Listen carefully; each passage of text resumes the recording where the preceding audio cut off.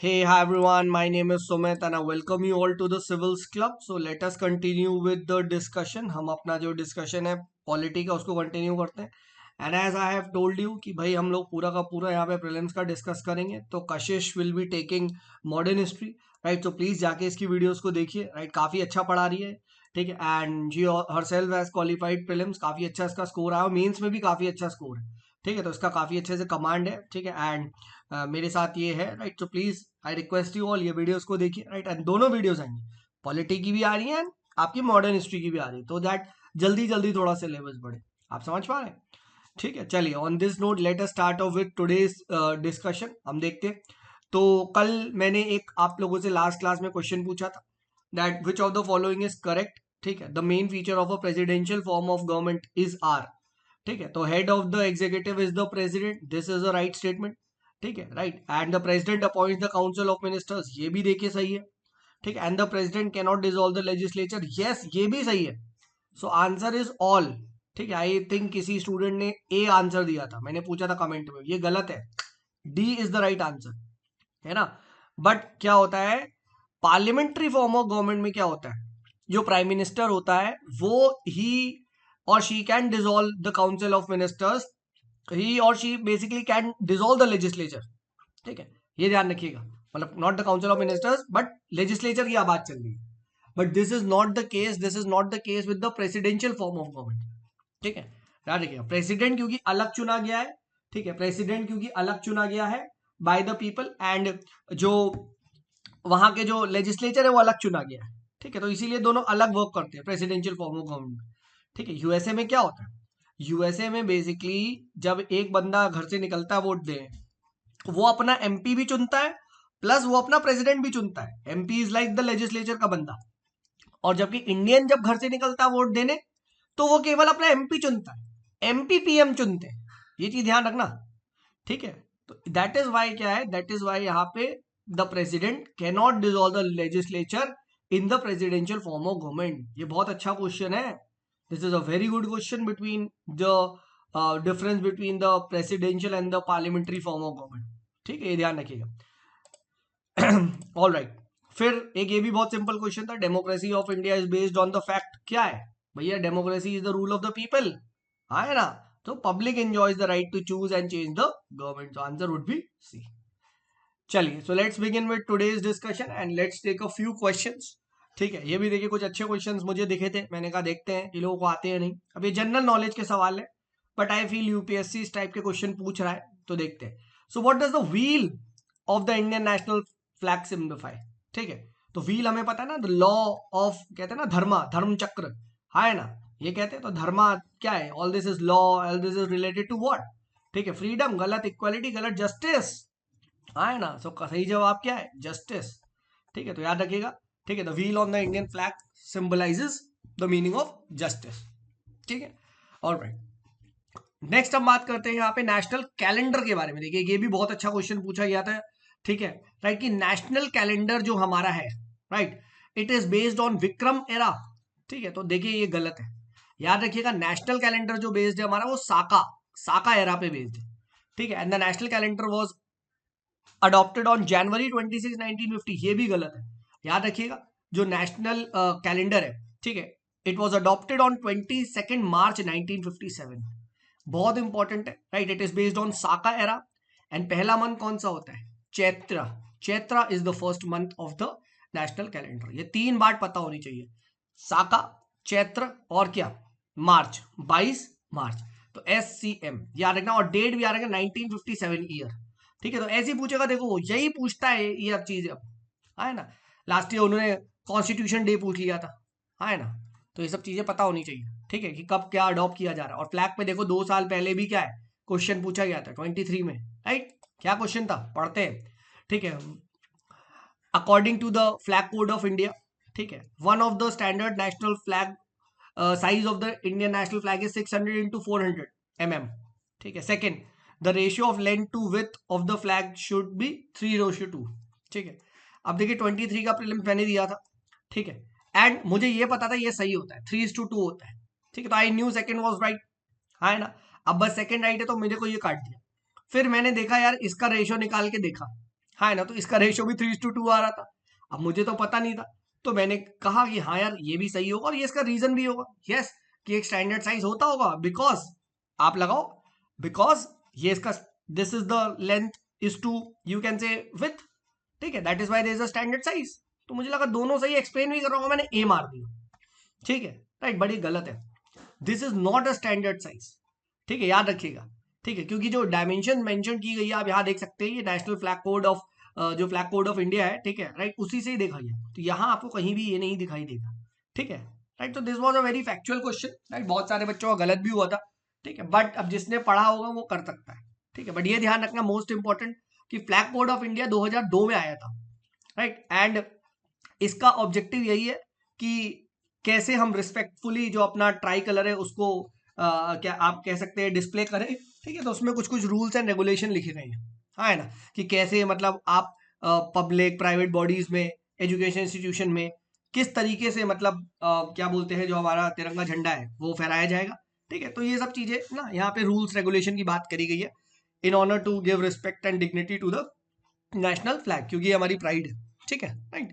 सो ये चीज ध्यान रखिएगा, right, you can go and read this, important नहीं है बट स्टिल ये साइजेस जरूर देख लीजिएगा, ठीक है, एटलीस्ट ये तो देख लीजिएगा बिगेस्ट साइज कौन सा है, सो बिगेस्ट साइज डायमेंशन का 6300 इंटू 4200, ठीक, और सबसे छोटा साइज कौन सा है 150 इंटू 100, ठीक है, तो ये चीज ध्यान रखिएगा, दिस इज एटलीस्ट छोटा बड़ा तो देख ही लो, कल को पूछ लेना द बिगेस्ट साइज या फिर इस तरीके से वो पूछ सकता है, तो याद रखना, ठीक है, right, and this is in mm, fine, चलिए लेट्स मूव अहेड। अब देखो एक यही question again which is asking, क्या क्वेश्चन पूछा जा रहा है, on which of the following dates constituent assembly adopted the national flag, ठीक है, अब ये चीज ध्यान रखिए, राइट, तो what is the correct answer, ठीक है, the correct answer to this 22 July, ठीक है, राइट, 22 जुलाई 1947 इस पे अडॉप्ट किया गया था, ठीक है, तो कंफ्यूज मत होना, पता कंफ्यूजन कैसा हो जाएगा, नेशनल फ्लैग और क्या, अगर आप यहाँ पे देखोगे जो अभी हमने पढ़ा,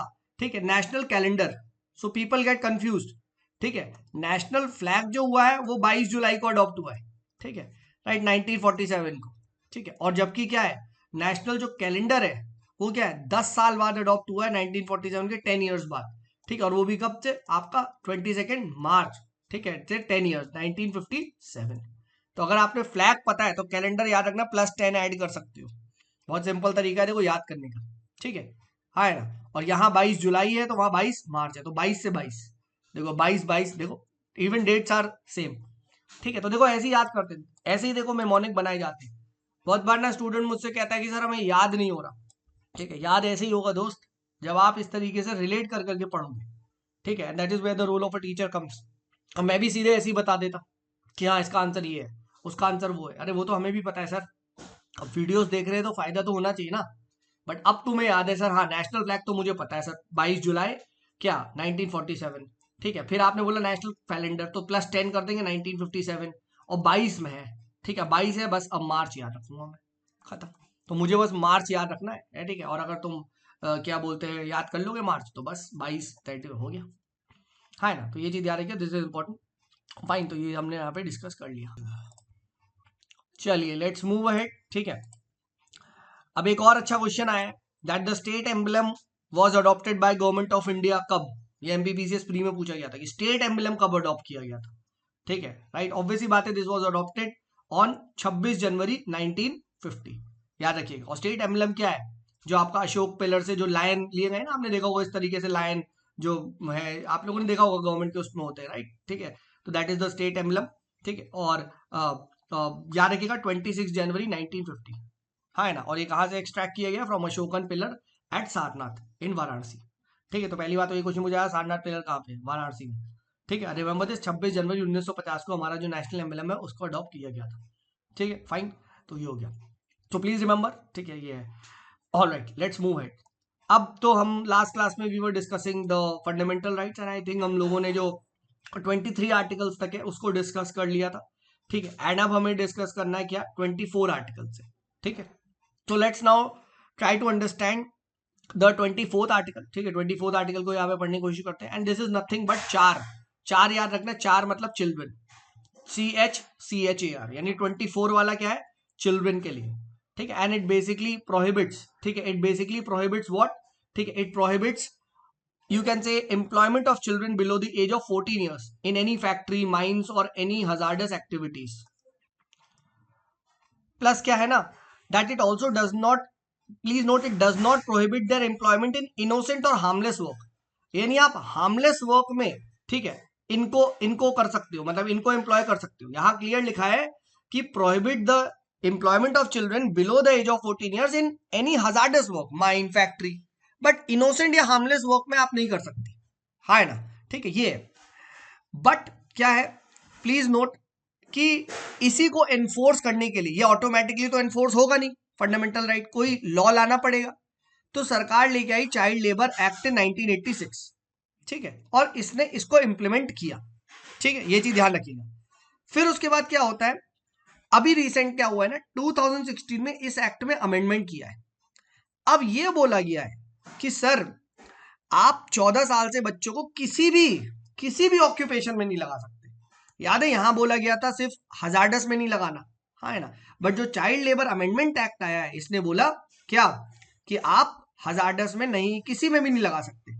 और 14 से 18 साल के जो बच्चे हैं जिनको एडोलेसेंट बोला जाता है, उनको क्या है, उनको आप क्या कर सकते हो, हजार्डस में तो बैन है, ठीक है, हजार्डस में बैन है, बट नॉन हजार्डस में आप फिर भी एम्प्लॉयमेंट करवा सकते हो. ठीक है, so it also prohibits the employment of adolescent which is 14 to 18 years in certain hazardous occupation and process. ठीक है, तो अब ध्यान रखना, तो अब 0 से 14 क्या होगा, नो वर्क एट ऑल. ठीक है, एट ऑल. एंड 14 से 18, ठीक है, you can say no hazardous work. ठीक है, नो हजार्डस वर्क, ये चीज ध्यान रखना. ठीक है, राइट, तो ये दिस इज द थिंग, ये चीज आपको यहाँ पे पता होनी चाहिए. ठीक है, एंड टाइम टू टाइम जब ये एक्ट आया था उसके बाद सरकार ने बहुत सारे एक्ट और भी लिए, जैसे 2006 में सरकार ने क्या किया था, ठीक है, कि it banned the employment of children as domestic servants like in hotel, dhaba, कहते हैं ना छोटू इधर आ, ठीक है, ये सब भी बैन करवाया था. तो 14 साल से नीचे तो आप रख ही नहीं सकते. प्लस एक चीज और ध्यान रखिएगा, क्या कि ना सिर्फ यही एक्ट चिल्ड्रन को नहीं बैन करता. ठीक है, there are other act as well. For example the employment of children act of 1938, factories act, mine act, बहुत सारे अलग अलग एक्ट है. ठीक है, तो ये भी क्या है, कल को ये पूछा जा सकता है आपसे कि article 20 which of the following act, ठीक है, which of the following act, ध्यान से सुनना, ठीक है, इनफोर्सेस क्या, आर्टिकल नंबर 24. ठीक है, इस तरीके से which of the following act was enacted to enforce the idea of article 24. और आपसे बोल देगा employment of children, mines act, ये वो, नहीं, ये सब एक्ट भी 24 आर्टिकल्स को अपहोल्ड करते हैं. ठीक है, मर्चेंट शिपिंग एक्ट, तो ये याद रखिएगा. इस टाइप से UPSC has this habit of asking. ठीक है, राइट, तो ये ध्यान रखिएगा, दिस इज अबाउट 24. अच्छा, आई थिंक हमने 23 नहीं करा था, राइट, 23 भी करना है. Wait, if I am not wrong, yes 23 नहीं करा था ना भाई, मैं बोलूँ अचानक से 24 कैसे शुरू हो गया. ठीक है, तो वी हैड स्टडीड 14 से 18 वाज राइट टू इक्वालिटी. ठीक है, 19 से 22 वाज राइट टू फ्रीडम, ये करा था. Then 23 and 24 is right against exploitation. हाँ है ना, ये था. तो 24 तो पढ़ लिया, लेट्स स्टडी 23. राइट, तो सॉरी मैंने को पहले 23 पढ़ाना चाहिए था, बट कोई बात नहीं, अब कर लेते हैं. सो 23 बहुत सिंपल है, ये कहता है that it prohibits traffic in human beings and forced labour. ठीक है, सो अगर पूछा जाए कि ट्रैफिक ऑफ ह्यूमन बीइंग, यानी ह्यूमन बीइंग की खरीद फरोख्त, ठीक है, ये सब चीजें, स्लेवरी वगैरह, राइट, समझो. ठीक है, तो that is not at all allowed. Plus यहाँ पे आप ये चीज समझिए, फोर्स लेबर क्या होता है. फोर्स लेबर इज बेसिकली आप किसी को ना, you are forcing someone to work against his will, कि तुझे ये काम करना ही होगा. ठीक है, और फोर्स याद रखना, फोर्स फिजिकल और लीगल दोनों हो सकता है. आपने किसी को ऐसे कॉन्ट्रैक्ट में फंसा लिया, अब वो उसको वही काम करना पड़ रहा है. प्लस क्या है, आप यहाँ पे ना इवन आप ऐसा कह सकते हो कि जैसे 23 में ये भी लिखा हुआ है कि आप कोई बॉन्डेड लेबर भी नहीं कर सकते. राइट, ठीक है, bonded labour is something like कि कोई पैसा नहीं मिल रहा है, बस आप लेबर करते ही जा रहे हो. ठीक है, right, so all this is absolutely not allowed. ठीक है, कि आपको बिना पैसे के काम करवाया जा रहा है और कंपलसरी काम करवाया जा रहा है. हाँ, वॉलंटरीली करना चाहो, if someone wants to work for free तो ठीक है, बट ये चीज नहीं होनी चाहिए. ठीक है, और ट्रैफिकिंग इन ह्यूमन बीइंग का मतलब क्या है, selling and buying of humans. ठीक है, लाइक गुड्स. ठीक है, ये सब चीजें नहीं होती, देवदासी, स्लेवरी. ठीक है, राइट, ये सब चीजें इट्स नॉट अलाउड. ठीक है, राइट, इवन प्रोस्टिट्यूशन, आप समझिए. ठीक है, फोर्स्ड प्रोस्टिट्यूशन में जब आपको करा जा रहा है, ठीक है, तो वो भी क्या है, that is also against the exploitation, ठीक है, राइट अगेंस्ट दी एक्सप्लॉयटेशन का यहाँ पे मतलब वायलेशन हो रहा है, ठीक है, तो ये भी चीज आपको पता होनी चाहिए, ठीक है। एंड पार्लियामेंट ने भी देखे टाइम टू टाइम बहुत सारे एक्ट यहाँ पे लेके आई है, for example immoral trafficking prevention act 1956, ठीक है, एंड बेगार को भी बैन किया, बेगार इज वही, ठीक है, compulsory work without any kind of remuneration, ठीक है, तो ये रिमेंबर दिस फोर्स लेबर, ठीक है, this trafficking of human beings, ठीक है, दिस बेगार, दिस स्लेवरी, देवदासी सिस्टम, ये सब क्या है, ठीक है, इन सबको यहाँ पे बैन किया जाता है अंदर right against exploitation. But child labour जो आता है, याद रखिएगा, वो 24 में आता है, ठीक है, राइट, तो ये ध्यान रखिएगा।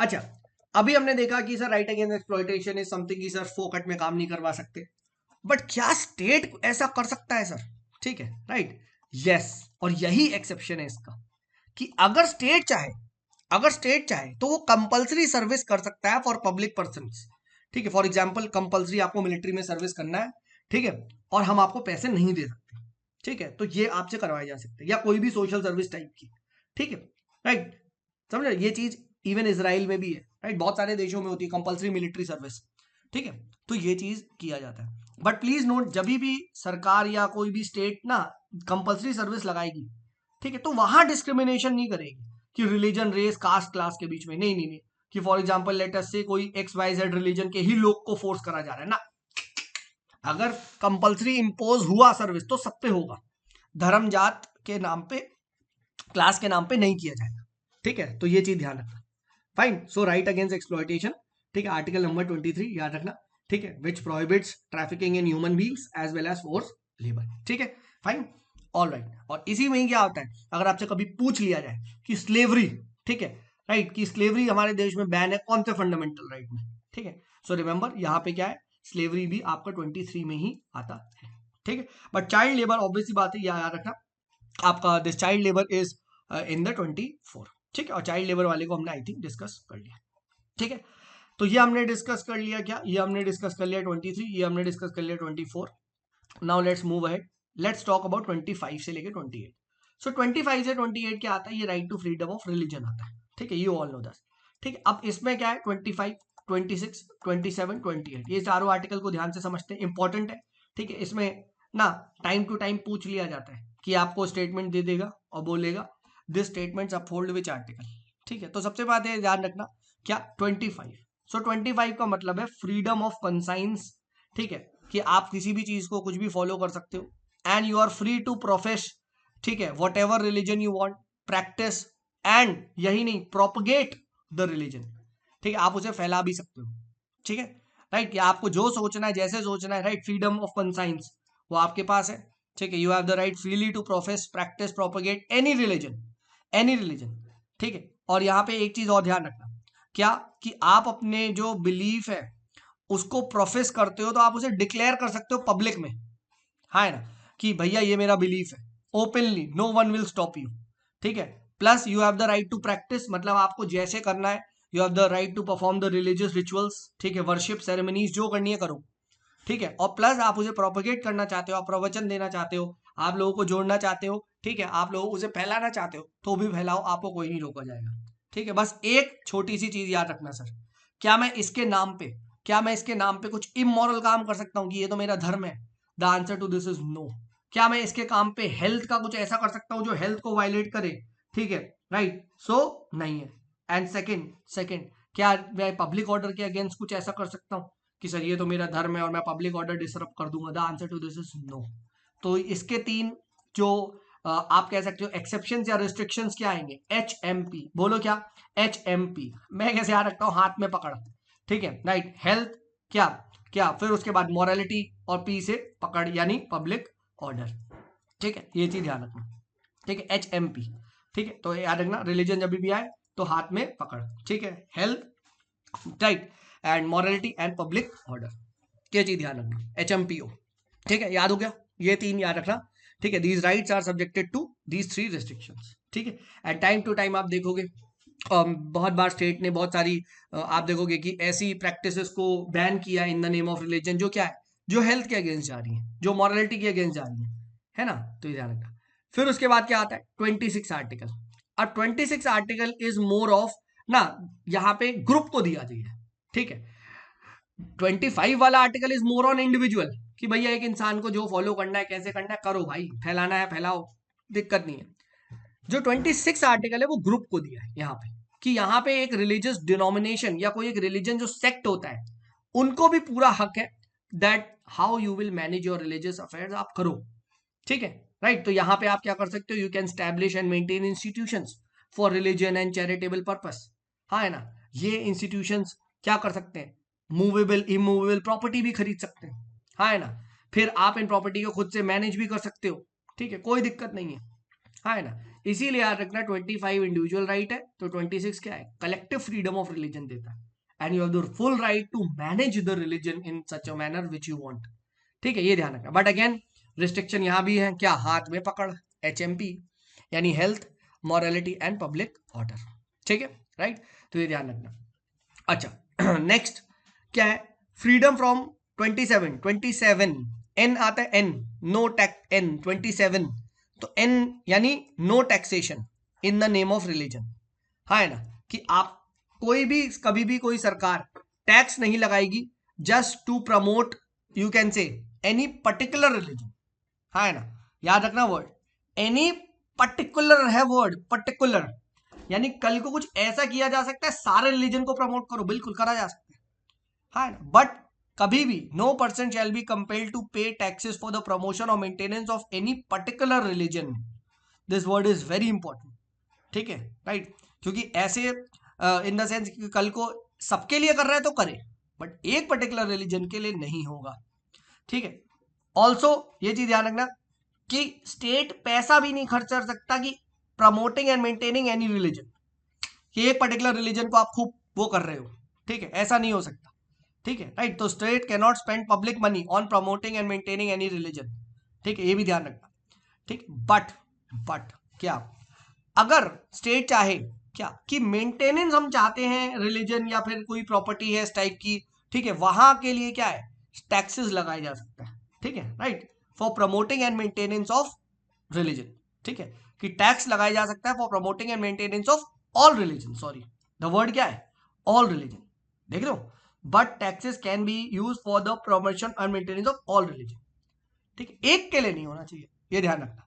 फिर सेम चीज, वही logic, state can not patronise one religion over another, ना ना ना ना ना, ये नहीं है, ठीक है, राइट, एक को नहीं कर सकते, या तो सबको करो फिर, ठीक है। एंड प्लीज नोट, टैक्सेस मना है, ठीक है, फीस लगाई जा सकती है, फीस तो देखिए for maintenance of public order या कुछ, अब आप देखो जैसे वैष्णो देवी की यात्रा वगैरह होती है, सो यू विल फाइंड कि वहां पे एंट्री फीस होती है जो सरकार पे जाती है, क्यों, क्योंकि फिर भाई सरकार के वहां पे जो पुलिस वाले हैं वो लोग खड़े होते हैं, ठीक है, राइट, यू विल फाइंड बीच बीच में सरकार साफ सफाई की जिम्मेदारी लेती है वहां पे, राइट। तो ये सब क्या है, तो इसलिए हम एक फीस लगाते हैं, राइट, तो fees can be लेवाई, right, but not any kind of taxes, ठीक है, right, fees is a different thing, ठीक है। फीस हर आप देखोगे जहाँ पे पब्लिक प्रॉपर्टी पे लगती है, राइट, बहुत सारे मॉन्यूमेंट्स में जाओगे आपको थोड़ा पैसा देना पड़ता है, ठीक है, राइट, बिकॉज कि भैया वो मेंटेन करना पड़ेगा वहां पे, साफ सफाई हो, खर्चा हो, सब तो वो चलता है। But just for promoting one particular religion आपसे टैक्स लिया जा रहा है, ठीक है, या पब्लिक मनी को यूज किया जा रहा है for maintenance of just one religion, ये गलत है, ठीक है, तो ये ध्यान रखना, ठीक है। And this is what the idea है, ठीक है। तो एडमिनिस्ट्रेशन के लिए लगाई जाती है फीस, ना कि प्रमोशन या मेंटेनेंस के लिए, ठीक। तो ये पता होना चाहिए, छोटे छोटे से डिफरेंस है। तो 27 मेन चीज याद रखना, 27 एन, तो नो टैक्सेशन। देन आता है 28। अब 28 इज बेसिकली द आइडिया कि ना रिलीजन को स्कूल में प्रमोट किया जाए या नहीं, ठीक है। तो remember this, there is full freedom from attending religious instruction in schools, ठीक है, कि अगर कोई पब्लिक मनी पे या पब्लिक अगर सरकारी स्कूल है, ठीक है, राइट, वहां पे रिलीजियस इंस्ट्रक्शन अगर दी जा रही है, ठीक है, तो यू हैव फुल राइट कि मत अटेंड करो, चिल्ड्रन शुड नॉट अटेंड, ठीक, इनफैक्ट दी ही नहीं जाती, ठीक, ये ध्यान रखना, ठीक है। तो क्या बोला गया है, no religious instruction shall be provided in education institution wholly maintained out of state funds, ये ध्यान रखना, ठीक है, राइट। बट प्लीज नोट, ये उन एजुकेशन इंस्टीट्यूशंस में नहीं लगता जो स्टेट चला रहा है, बट पैसा वगैरह जो मिल रहा है वो कोई ट्रस्ट वगैरह दे रहा है, ठीक है, राइट, जो ट्रस्ट वगैरह होते हैं ना, अगर वो चला रहे हैं तो भैया, या वो पैसा दे रहे हैं, तो फिर वहां रिलीजियस इंस्ट्रक्शन दिया जा सकता है। ठीक है, ये ध्यान रखना। फाइन, ठीक है, राइट। एंड अगर क्या है, if a person attend education institution recognize और फंडेड बाय द स्टेट, ठीक है, मतलब स्टेट के द्वारा फंडेड है, और वहां पे क्या हो रहा है, वहां पे रिलीजियस इंस्ट्रक्शन दिए भी जा रहे हैं, ठीक है, अगर बाई चांस, तो they shall not be required to attend any religious instruction without their consent. ठीक है, राइट, पेरेंट्स आए तो नहीं, हमें नहीं करना, you have the full right.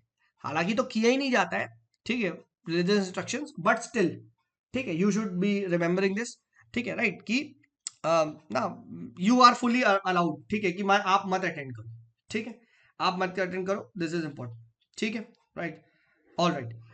अब यहां पे ध्यान रखिएगा ना, आर्टिकल 28 ना बेसिकली जो रिलीजियस इंस्ट्रक्शन है वो स्कूल्स में 4 काइंड ऑफ स्कूल्स को रिकॉग्नाइज करता है, या एजुकेशन इंस्टीट्यूशंस को।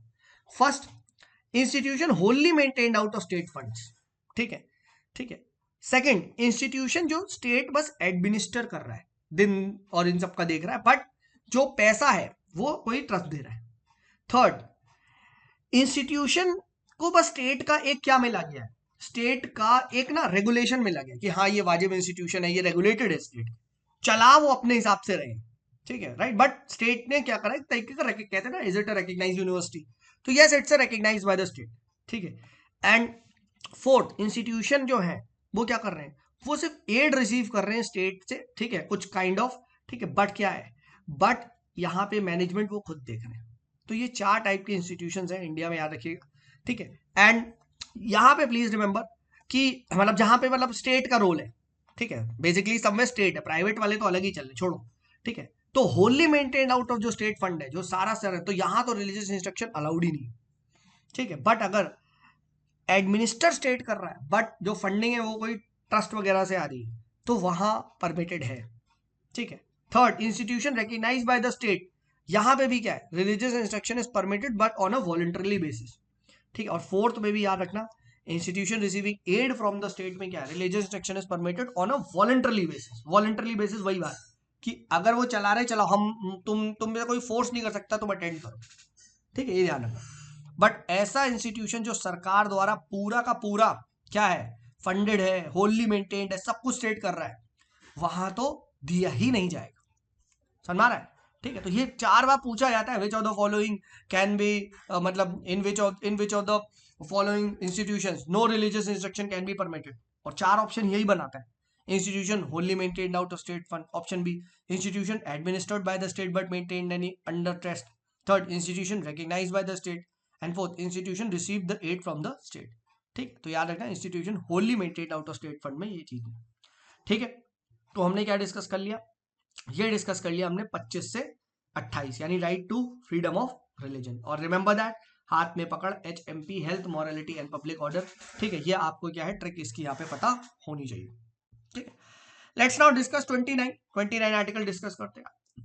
अब 29-30 is nothing but right to cultural remedies, ठीक है, बेसिकली कि कल्चरल मतलब कंजर्व द कल्चर, ठीक है, राइट, कल्चर प्रोटेक्शन की बात करता है, ठीक है, रिमेंबर दिस। तो 29 में क्या है, CC, यानी conserve your culture, culture and educational rights, ठीक है। 29 and 30 are tagged under culture and educational rights.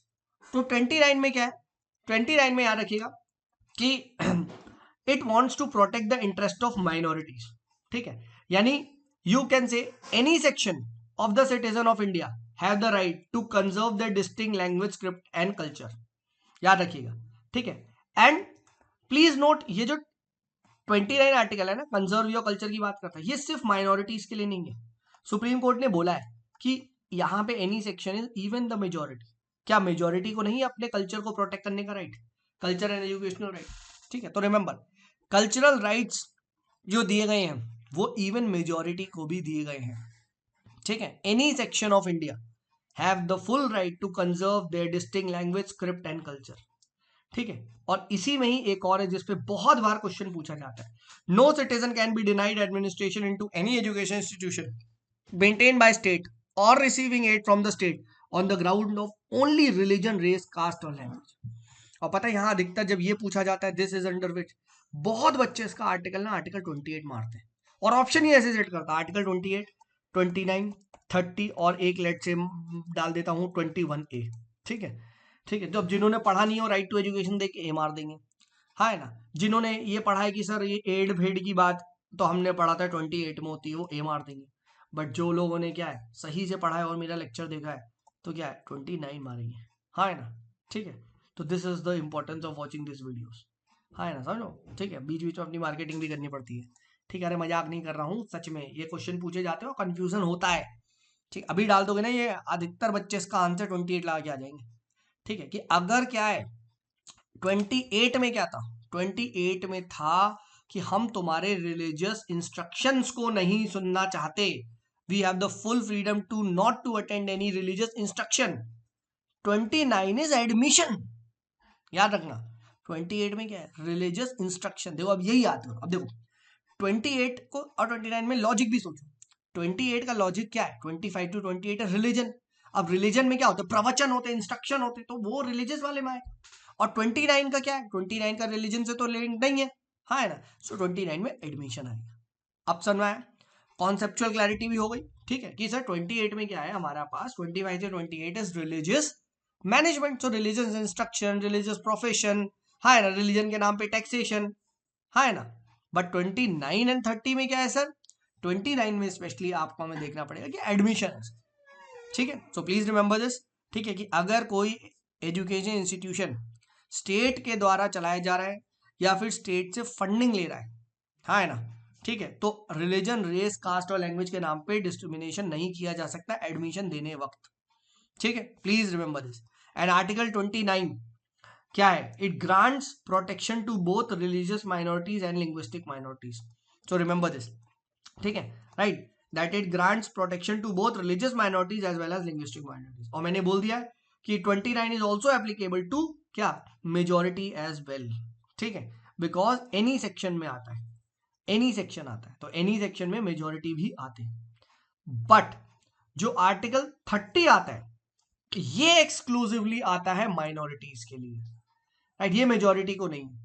ठीक है, article 30 is right of the minority to establish and administer their education institution. ठीक है, यानी 30 में क्या मिलता है, 30 में माइनॉरिटीज को राइट्स दिया जा रहा है that you have the right to establish administer the education institution of their choices. क्या कॉन्स्टिट्यूशन में कहीं भी माइनॉरिटी को डिफाइन किया गया है, ये भी पूछा गया है, नहीं। ठीक है, बट हाँ वर्ड माइनॉरिटी मेंशन है, यस, लिंग्विस्टिक एंड जो रिलीजियस माइनॉरिटी है यहां मेंशन है, ये ध्यान रखना। दूसरा ध्यान रखना है यहाँ पे बहुत बहुत इंपॉर्टेंट चीज है कि दो हमारे देश में जो राइट टू प्रॉपर्टी है वो एक लीगल राइट है। लीगल राइट है मतलब कि स्टेट इज नॉट कंपेल्ड कि आपको कंपेंसेशन मिले या ना मिले, कोई गारंटी नहीं है। बट अगर कभी भी स्टेट ने माइनॉरिटी इंस्टीट्यूशन, एजुकेशन इंस्टीट्यूशन की प्रॉपर्टी ले ली तो भाई क्या होगा, तो कंपेंसेशन करना जरूरी होगा। कि compensation bye the state for acquisition of the property under the 44th constitution amendment act 1978, यानी राइट टू प्रॉपर्टी। ठीक है, जो आपसे लिया गया था, जो 300A में डाला गया था, उसमें क्या है, ठीक है, माइनॉरिटी एजुकेशन इंस्टीट्यूशंस के अगर ली जाती है प्रॉपर्टी तो आपको कंपेंसेशन मिलेगा ही मिलेगा।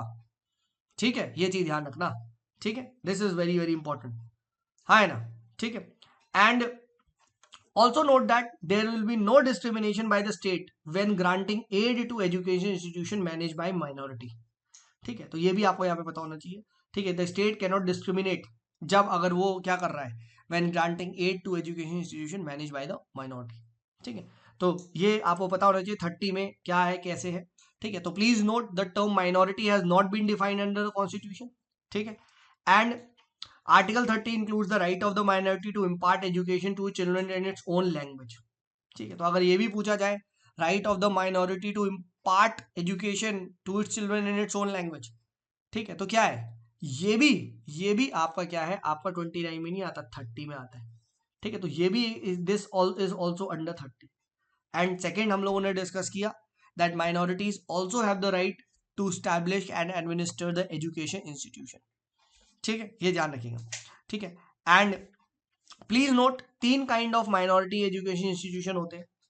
First is those who seek the recognization and aid from the state, कि सरकार उन्हें रिकग्नाइज करे प्लस कुछ चंदा भी दे। Second, those who seek only recognisation, कि सर बस आप हमको ना ये कह दो कि हम रिकग्नाइज इंस्टीट्यूशन है, हमारी वैधता है मार्केट में, ठीक है, हमसे जो पढ़ के निकलेगा वो सिविल सर्विस का एग्जाम देने के लिए एलिजिबल है ना, बट पैसा मत दो, हम पैसा खुद ले लेंगे, है ना। थर्ड, सर आप हमें रिकग्नाइज मत करो, ठीक है, और ना ही स्टेट कोई वो करो, don't give any kind of aid, ठीक है। तो प्लीज नोट, स्टेट कहाँ रेगुलेट कर सकता है, तो फर्स्ट एंड सेकंड को, ठीक है, स्टेट रेगुलेट कर सकता है, बट किस लिए, सिलेबस के लिए, एकेडमिक स्टैंडर्ड्स मेंटेन होने चाहिए, क्योंकि भाई हमने तुमसे वो लिया है, हमने तुम्हें रिकग्नाइजेशन दिया, तो हम ये नहीं कह सकते कि तुम कुछ भी पढ़ा दो, ठीक है। बट थर्ड वाले केस में स्टेट का जो मतलब जो वो है, क्या बोलते हैं, जो आपका थर्ड वाले केस में जो स्टेट है वो ये नहीं कह सकता कि हम आपको रेगुलेट कर रहे हैं नहीं, ठीक है। तो ये चीज ध्यान है, ठीक है, तो ये चीज ध्यान रखिएगा, ये इस तरीके से पूछा जाता है, राइट। ये भी क्वेश्चन पूछा जा चुका है, the term minority has been defined नहीं है, बट मेंशन जरूर है, ठीक है, रिलीजियस एंड लिंग्विस्टिक माइनॉरिटीज, ठीक है। तो this is very very important, ठीक है, याद रखिएगा, ये पूछा जा सकता है आपसे इतना कैसा है क्या है, ठीक है, तो प्लीज रिमेंबर, ठीक है। ठीक है, तो ये हमने डिस्कस कर लिया कॉम्प्रिहेंसिवली। अब नेक्स्ट जो हम लोग डिस्कस करेंगे, एक आर्टिकल 32 एंड उसके जो रिट्स हैं 32 से 34 वाले आर्टिकल जल्दी से डिस्कस कर लेंगे, and fundamental rights would be comprehensively over, ठीक है। So I hope this is helping you, and जो प्रीलिम्स का हमारा कोर्स है रेस, यू ऑल नो, ठीक है, that is starting from January 1, तो प्लीज आइए, डेफिनेटली आई रिक्वेस्ट यू, बहुत अच्छे से हम वहाँ पे कवर करेंगे, ठीक है। And also I am running these mains के कोर्सेज, अगर किसी को मेन्स मुझसे पढ़ना है तो यू आर मोस्ट वेलकम, ठीक है। And Telegram channel the civils club को ज्वाइन कर लो, वहां पे इसकी आपको PDF भी मिल जाएगी। चलिए, this is me Sumit signing off, bye bye.